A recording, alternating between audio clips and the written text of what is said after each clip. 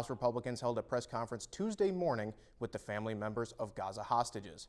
More than 200 people are still missing from the Nova Festival shooting that took place on October 7th. One of the family members, Doris Lieber, spoke about her son Guy, who is said to have lost all of his friends during the attack. Guy himself was wounded, but his current whereabouts are unknown. America has been like the best allies, and I'm so proud of being an American, being an Israeli as well. But I do need you now, because there's nothing helping me now. I pray, which I didn't do before, but just please help me. In addition to the hostages taken, Hamas attack in Israel left over 1,400 dead, the largest terrorist attack in the country's history. Oklahoma State fans rejoice as they booked their ticket to the Big 12 championship game versus the Texas Longhorns. Blocking Texas from another matchup of the famed Red River rivalry with their win over the Sooners earlier in November, Oklahoma State students flocked to try and secure their tickets to the championship game on December 2nd, looking to secure their second ever Big 12 championship victory. Oklahoma State could also take away any chance that the Longhorns have at making the college football playoffs for the first time in its short history. Speaking of college football playoffs, more matchups this weekend have massive implications for the seeding of the potential top four. Number 1 Georgia will look to best fellow SEC Titan in number 8 Alabama and extend their win streak to 30 in a row.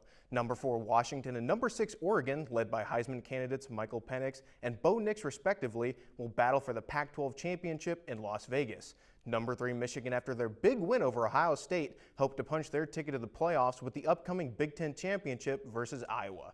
And despite losing their Heisman candidate in quarterback Jordan Travis, number 5 Florida State look to make their case as to why they deserve a spot in the college football playoffs with a perfect 13-0 record if they can beat number 10 Louisville. Restoration crews were out this morning to examine the damages of an 18-wheeler striking a business. Last night, just a couple hours after closing, T's Catering and Cafe was struck by a semi-truck. The crash took out a whole corner of the building, with the restoration crew still unsure if the building needs to be taken down. There's still a roof on top. We can't see the structure underneath, but looking around it, there's a window broken on the other side. The bricks have shifted, so it was a major impact from an 18-wheeler, as you can imagine, and so we just really don't know yet if it's going to be a total or a repair. The accident happened at the corner of Highway 149 and 43 when the semi ran a stop sign and hit another car before crashing into the building. People running the stop signs at this intersection has been a point of emphasis for the local police department. Our true red light is not going to be possible for the size of the town and the proximity of the schools to the four-way, so that's not possible. But we are trying to get better equipped stop signs with red lights around the stop signs and warning signs. Just do the best we can to prevent this from happening. Despite damages being serious, workers are confident they can restore the local mom-and-pop cafe to its former glory. Yeah, so they've been in operation here for a while. A lot of folks are retired around here, and they depend on this actually for their daily lunches and dinners. They do a lot of catering here for weddings and proms and all those type of parties. So we're looking for options for them so they can continue their business somewhere else while we're taking care of this problem for them. Right across the street from the Denton Secretary's office sits a small store called Secondhand Sports and Game Swap. Created in 1989 and ran by Wendell and Jeff Smith, it has always been family-owned and operated.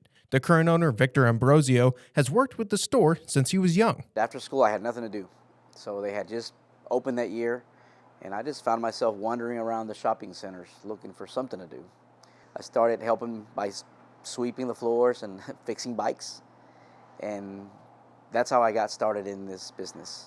In the early 2000s, Ambrosio branched off in the colony before receiving word that the previous owners planned on selling the store and its land. And in 2006, he bought and took over the land and opened a small taco store right next door, leaving the rest to history. Business has been steady for Ambrosio, but like many small business owners during the time, COVID took its toll. But unlike many who succumbed to the widespread shutdown, it provided Secondhand Sports a curse and a gift. But after COVID, actually, I had my best 2 years I've ever had. Everybody wanted to play sports. Everybody wanted to buy fitness equipment because they didn't want to go to gyms. With the business prospering in COVID's wake, Ambrosia hopes to keep secondhand sports and games thriving even after he steps away. Hopefully, maybe one of my kids decides that this is what they want to do. I really, hope that they continue this because it's great. I feel like the fitness world, the sports world, and everything else is not going to stop. It's always going to continue. Life would be naught without you. Men in Harmony have been singing to people around East Texas since 2007. The group is one of 750 chapters in the Barbershop Harmony Society. They're made up of all age groups and all walks of life from all across the Lone Star State. Some of these guys just walk in off the street. I myself walked in off the street and had never sung with the Barbershop Chorus before in 2016. The Martin family comprises a small part of the group, but represent the group's age range, with 3 generations of the family currently members. Well, it's pretty amazing, but my son, of course, having been here 10 years, and then his son, my grandson Charlie, was born, and he's 7 years old now, and he wanted to sing with Dad, so he joined, and of course, Grandpa had to join too, so I'm here. The Singing Valentines continue to be a fan favorite. You can have a personalized message sent to a special someone from the quartet for this Valentine's Day. We'll sing for your loved one or your love interest, so to speak. And we'll sing a couple of songs, and we'll have a silk rose, long stem rose we give to the recipient, and also a customized card, Valentine card, that's personally decorated with a personal message on it, if that's something that you'd like to have on the card. Despite meeting once a week and everyone working outside of the chorus, the group has a strong sense of togetherness and all love being able to sing with one another. Alex Weister, KTRE East Texas News 9.